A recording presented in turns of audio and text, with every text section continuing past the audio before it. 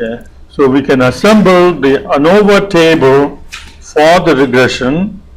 Okay, and you can look at the output results and you see the ANOVA table right here. So we can copy paste this.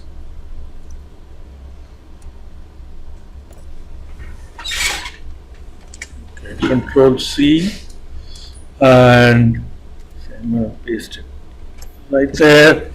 And since the numbers are all in one huge big string, what you need to do is do data text to column, and that will break up the long big string into the pieces that we need.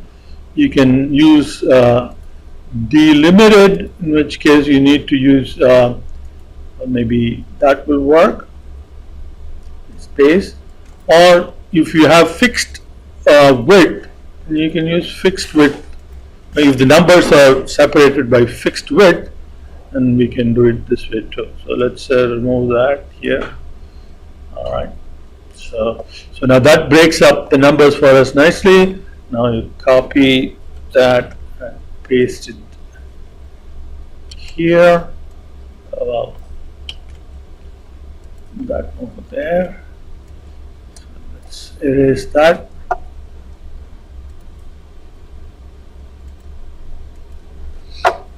Okay. Let's put the borders back. All right.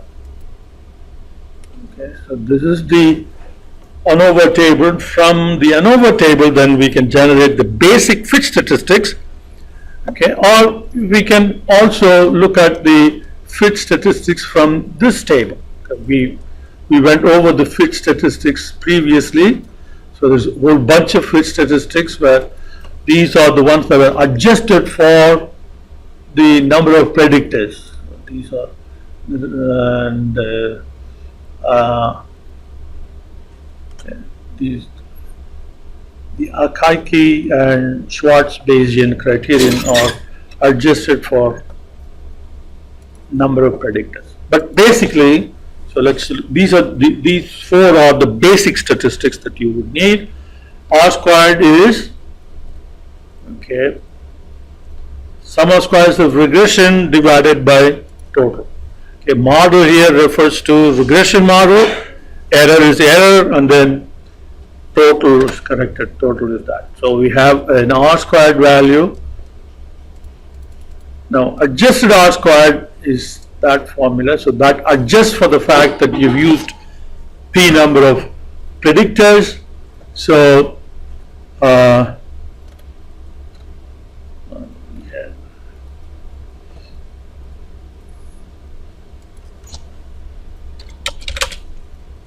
P equal to 1. Actually, we don't even need to do P here. We can. P is the number of variables, which is 4, including the dummy variables. That's your degrees of freedom right here.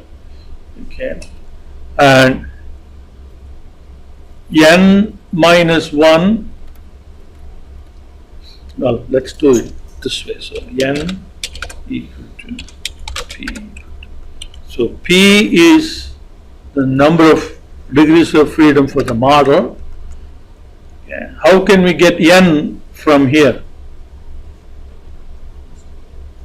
N is what? Or P plus 1. N is number of observations. P is number of predictors. Yeah, but do we have? If we don't have the data, we can copy paste the data and do it, but there's a lot easier way of getting n. So what is this? What is the degrees of freedom for total sum of squares? You remember? It's n minus 1. So if you put that 1 back, you will get n. Okay. See, P is the degrees of freedom for model. N minus P minus 1 is the degrees of freedom for error. N minus 1 is the degrees of freedom for total. Okay. So then you get 1 minus n minus 1 divided by n minus p minus 1, okay, times 1 minus r squared.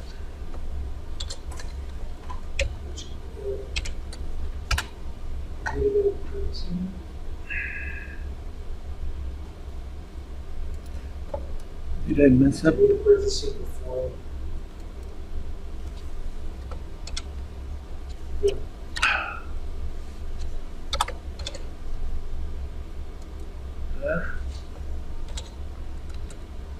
No, I had done this, all right.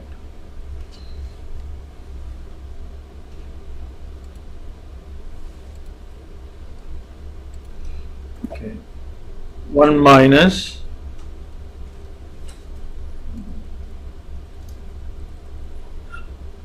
that part is this, right? Times 1 minus that part is that. So there is multiplication, so it's the same precedence, so no need for additional parentheses. 1 minus, then all of that.